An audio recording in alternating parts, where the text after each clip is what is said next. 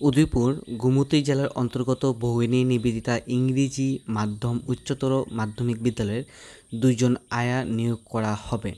ইচ্ছুক প্রার্থীরা আগামী 21/7/2025 ইংরেজি থেকে 25/7/2025 এর মধ্যে আবেদনপত্র উক্ত বিদ্যালয়ের অফিস কক্ষে জমা দেওয়ার জন্য নির্দেশ দেওয়া হচ্ছে। তো ভগিনী নিবেদিতা মাধ্যমিক স্কুলে 2 জন আয়া নিয়োগ করা হবে।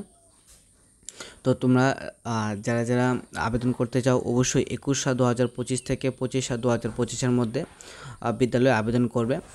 আবেদনকারী শিক্ষাগত যোগ্যতা এখানে বলেছে প্রার্থী ন্যূনতম মাধ্যমিক উত্তীর্ণ হতে হবে, বয়সসীমা 18 বছর থেকে 42 বছরের মধ্যে হতে হবে, মানসিক ষান্মাসিক ভাতা 5,000 টাকা, সম্পূর্ণ চুক্তিভিত্তিক নিয়োগ। ঠিক আছে।